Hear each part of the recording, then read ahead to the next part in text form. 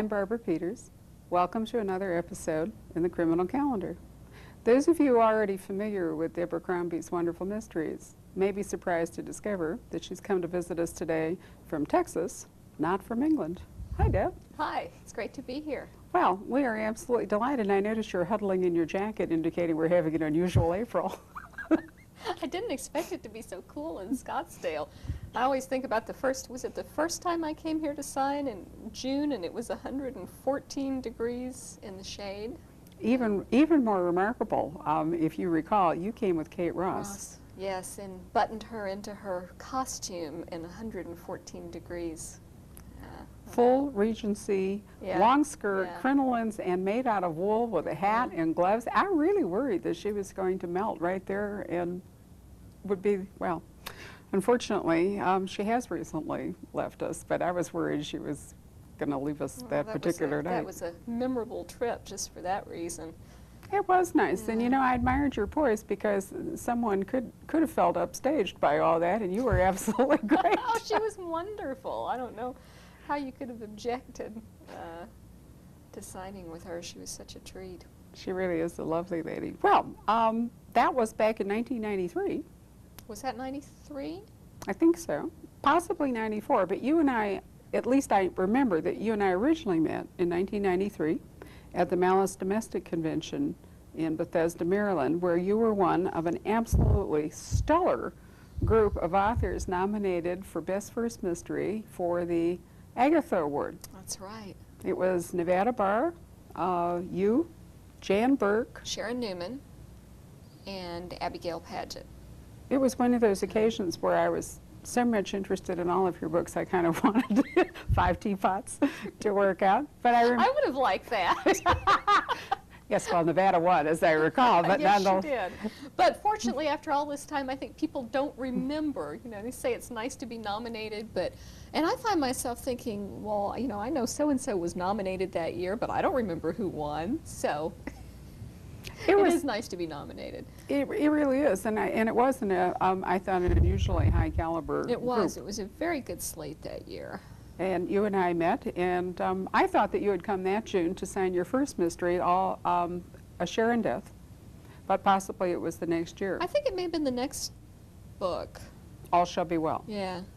Well, whichever. I also remember in 1993, before you and I met, I got a wonderful letter from your editor at Scribner, Suzanne Kerr, who wrote and said that, and she sent the letter in February, that being as it was winter and the kind of time you didn't want to go outside, what a great idea to curl up by the fire and read this wonderful traditional English mystery. Very creative of her. It was our first novel, and I wrote her back and said, in Phoenix, the only time you want to sit in front of a fire to read a book. In February. Exactly, but I followed her advice, and I was just entranced with your book. And so I guess my question is, of course, I assumed before I got into it that you were British. Since the subject was set in Yorkshire, the book was set in Yorkshire, and the characters and so forth were British. And then I discovered that you are from Texas. So I guess my real question is, what got you going writing a British mystery? I wrote what I had always loved to read, but I came to it in a very roundabout fashion. I had written as far back as I can remember, even junior high, high school, adolescent poetry, as I think we said before.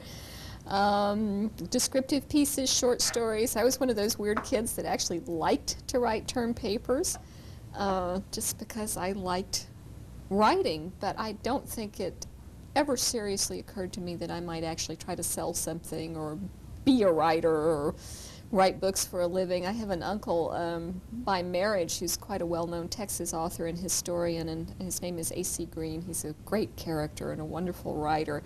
And I had grown up hearing my aunt and uncle say, nobody in their right minds would ever try to write books for a living. And I took that as gospel. You do. And my background is in sciences. I have a degree in biology. I took 2 English courses in college.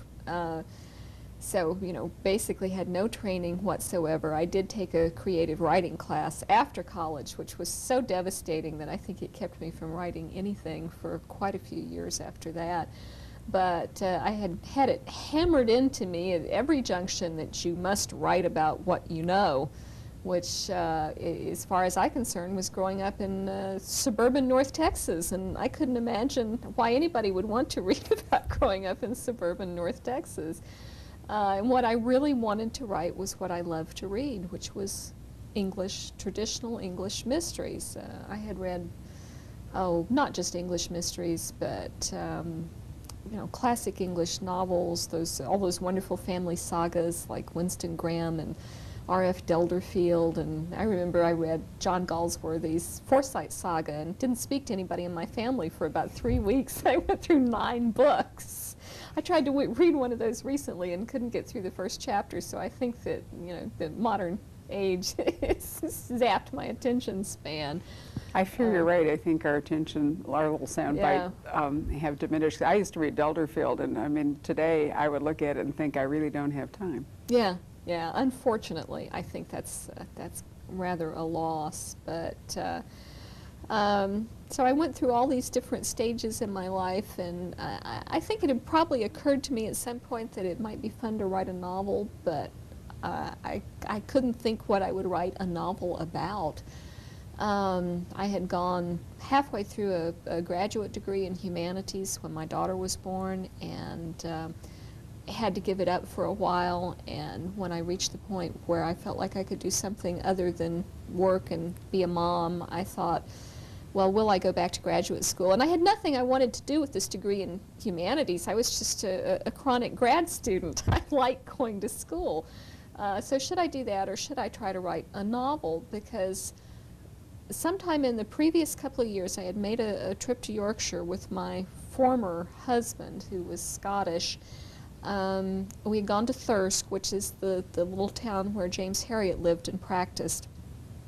I was a big fan of his, had been for many years, and he had one day a week when he saw people in his surgery. You could go in and he would sign your books and chat with you for a few minutes. So I had been there more than once and was very fond of this particular part of Yorkshire. But my husband and I were driving one day down this little lane north of Thirsk, and I had seen a sign for this place, which is not called what it's called in the book. It's Folladale House in the book. But it was a timeshare in a Georgian house. And I said, oh, that's interesting. Can we go in and look? And we did, and they let us tour, and they gave us brochures as they say, in Britain. And I thought about it, and I thought, wouldn't this be a great place to set a mystery? And this little germ sort of grew from there. And that first book is sort of a twist on a traditional country house British mystery. So does that answer your question in a very roundabout fashion? Well, it was a leisurely answer, but a well thought out one. I do remember that you and I have discussed previously that you got from Texas to Yorkshire for your first book because you had married a Scottish petroleum engineer. And he was actually a jet radar engineer. He worked for a company that sent him to Texas for a 6 weeks course, and I met him when he was in Texas, and there you were. Well, anyway, so you were in England, and it was not going to be terra incognita for you to write about it. And you set your book, as you say, in a sort of a timeshare environment in Yorkshire, and you introduce your sleuth, Duncan Kincaid, who some of us think, has got some echoes maybe to elegant sleuths of the past, like Peter Wimsey, maybe. Oh, maybe just a tad.